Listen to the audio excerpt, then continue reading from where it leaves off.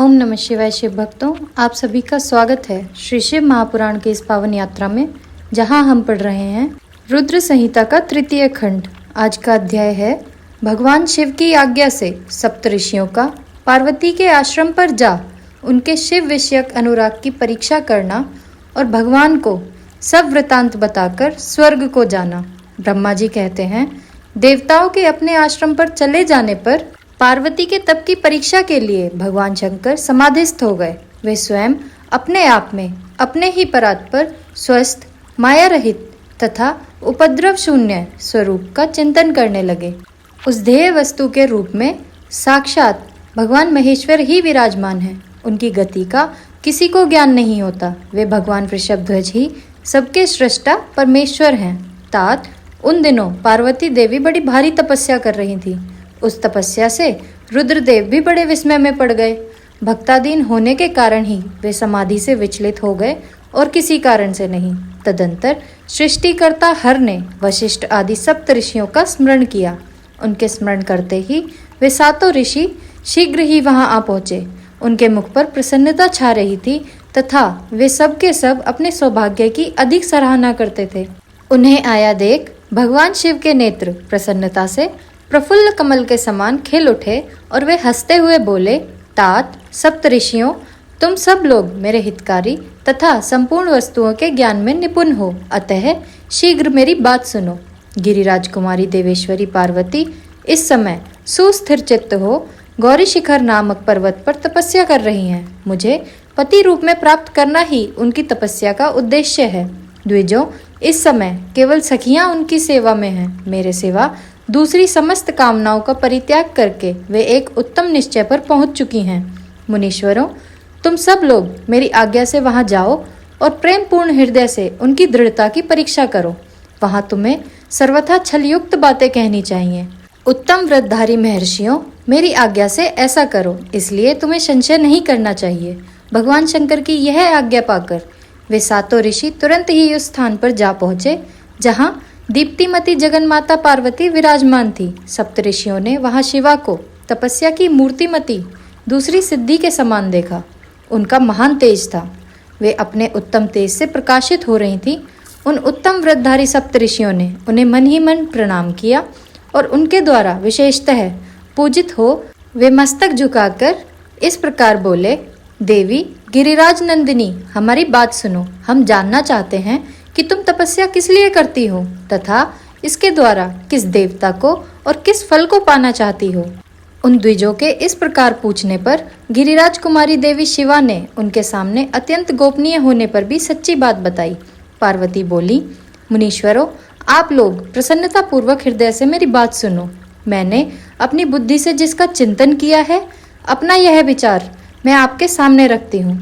आप लोग मेरी असंभव बातें सुनकर मेरा उपहास करेंगे, इसलिए उन्हें कहने में संकोच ही होता है, तथापि कहती हूँ। क्या करूँ? मेरा यह मन अत्यंत दृढ़ता पूर्वक एक उत्कृष्ट कर्म में अनुष्ठान में लगा है और ऐसा करने के लिए विवश हो गया है।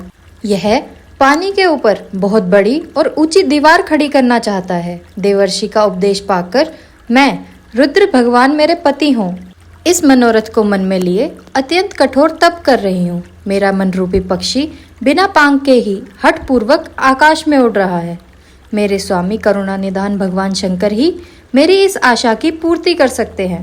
पार्वती का यह वचन सुनकर वे मुनि हंस पड़े और गिरिजा का सम्मान करते हुए प्रसन्नता पूर्वक छलयुक्त मिथ्या वचन बोले। ऋषियों ने कहा, गिरिराज नंदिनी, देवर्षि नारद व्यर्थ ही अपने आप को पंडित मानते हैं। उनके मन में क्रूरता भरी रहती है। आप समझदार होकर भी क्या उनके चरित्र को नहीं जानती? नारद छल कपट की बातें करते हैं और दूसरों के चित्त में मोह डालकर मत डालते हैं। उनकी बातें सुनने से सर्वथा हानि ही होती है। ब्रह्मपुत्र दक्ष के पुत्रों को नारद जी ने जो छलपूर्वक उपदेश दिया, उसका फल यह हुआ कि वे सब के सब अपने पिता के घर लौटकर ही ना आ सके। यही हाल उन्होंने दक्ष के दूसरे पुत्रों का भी किया। वे भी उनके चक्कर में आकर भिखारी बन गए। विद्याधर चित्रकेतु को इन्होंने ऐसा उपदेश दिया कि उनका घर ही उजड़ गया। प्रहलाद को अपना चेला बनाकर इन्होंने हिरण्यकश्यप से बड़े बड़े दुख दिलवाए। ये सदा दूसरों की बुद्धि में भेद पैदा किया करते हैं। नारद मुनि कानों को पसंद आने वाली अपनी विद्या जिस जिसको सुना देते हैं वही अपना घर छोड़कर तत्काल भीख मांगने लगता है। उसका मन मलिन है, केवल शरीर ही सदा उज्जवल दिखाई देता है।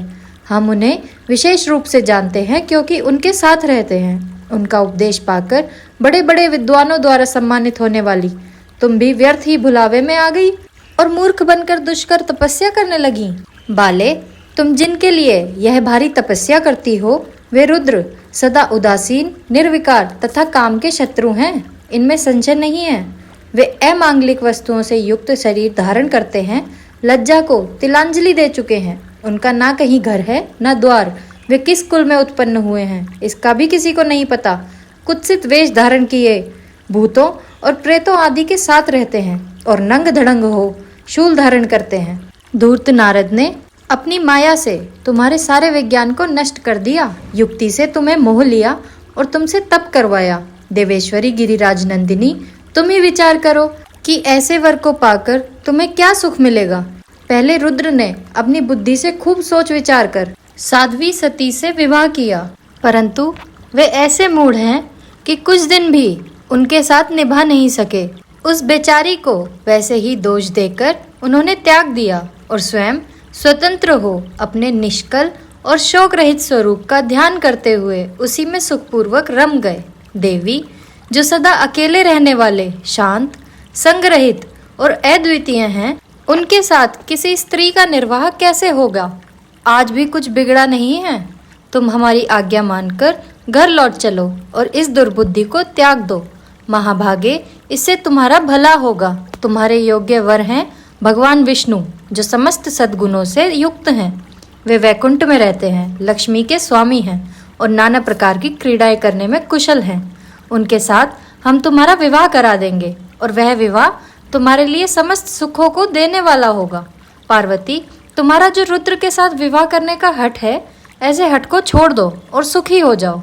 ब्रह्मा जी कहते हैं, नारद, उनकी ऐसी बात सुनकर जगदम्बिका पार्वती हंस पड़ी और पुनः उन ज्ञान विशारद मुनियों से बोली, मुनीश्वरों, आपने अपनी समझ से ठीक ही कहा है, परंतु द्विजों, मेरा हठ भी छूटने वाला नहीं है। मेरा शरीर पर्वत से उत्पन्न होने के कारण मुझ में स्वाभाविक कठोरता विद्यमान है। अपनी बुद्धि से ऐसा विचार कर आप लोग मुझे तपस्या से रोकने का कष्ट ना करें। देवर्षि का उपदेश वाक्य मेरे लिए परम हितकारक है, इसलिए मैं उसे कभी नहीं छोड़ूंगी। वेद वेदता भी यही मानते हैं कि गुरुजनों का वचन हितकारक होता है, गुरुओं का वचन सत्य होता है। ऐसा जिनका दृढ़ विचार है, उन्हें इलोक और परलोक में परम सुख की प्राप्ति होती है और दुख कभी नहीं होता। गुरुओं का वचन सत्य होता है, यह विचार जिनके हृदय में नहीं है, उन्हें इलोक और परलोक में भी दुख ही प्राप्त होता है, सुख कभी नहीं मिलता। अतः द्विजों, गुरुओं के वचन का कभी किसी तरह भी त्याग नहीं करना चाहिए। मेरा घर बसे या उजड़ जाए, मुझे तो यह हठ सदा ही सुख देने वाला है। मुनीश्वरों, आपने जो बात कही है, मैं उनका आपके कहे हुए तात्पर्य से भिन्न अर्थ समझती हूँ और उनका यहाँ संक्षेप से विवेचन करती हूँ। आपने यह ठीक कहा था कि भगवान विष्णु सद्गुणों के धाम तथा लीला विहारी हैं। साथ ही आपने सदाशिव को निर्गुण कहा है। इसमें जो कारण है वह बताया जाता है। भगवान शिव साक्षात परम ब्रह्म हैं, अतएव निर्विकार हैं। वे केवल भक्तों के लिए शरीर धारण करते हैं, फिर भी लौकिकी प्रभुता को दिखाना नहीं चाहते। अतः परम हंसों की जो प्रिय गति है उसी को वे धारण करते हैं, क्योंकि वे भगवान शंभु परम आनंदमय हैं, इसीलिए अवधूत रूप से रहते हैं। माया लिप्त जीवों को ही भूषण आदि की रुचि होती है, ब्रह्म को नहीं। वे प्रभु गुणातीत, अजन्मा, माया रहित, अलक्ष्य गति और विराट हैं। द्विजों, भगवान शंभु किसी विशेष धर्म या जाति आदि के कारण उस पर अनुग्रह नहीं करते। मैं गुरु की कृपा से ही शिव को यथार्थ रूप से जानती हूँ।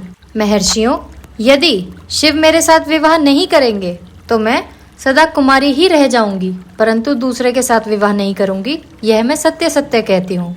यदि सूर्य पश्चिम दिशा से उगने लगे, मेरु पर्वत अपने स्थान से विचलित हो जाए, अग्नि शीतलता को अपना ले तथा कमल पर्वत शिखर की शिला पर खिलने लगे, फिर भी मेरा हठ नहीं छूट सकता। मैं यह सच्ची बात कहती हूँ।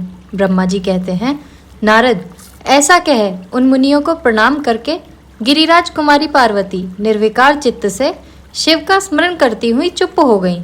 इस प्रकार गिरिजा के उस उत्तम निश्चय को जानकर वे सप्तऋषि भी उनकी जय जयकार करने लगे और उन्होंने पार्वती को उत्तम आशीर्वाद दिया। मुने, गिरिजा देवी की परीक्षा करने वाले वे सातों ऋषि उनको प्रणाम करके प्रसन्न चित्त हो शीघ्र ही भगवान शिव के स्थान को चले गए। वहां पहुंचकर शिव को मस्तक नवा उनसे सारा वृतांत निवेदन करके उनकी आज्ञा ले वे पुनः सादर स्वर्ग लोक को चले गए। हमारा यह अध्याय यहीं समाप्त होता है। कल हम पढ़ेंगे साक्षात भगवान शंकर द्वारा पार्वती के तप की परीक्षा। आपको यह वीडियो कैसा लगा कमेंट सेक्शन में बताएं। वीडियो को लाइक और चैनल को सब्सक्राइब करना ना भूलें। इससे हमें इस ज्ञान को दूसरों तक पहुंचाने में मदद मिलती है। हर हर महादेव।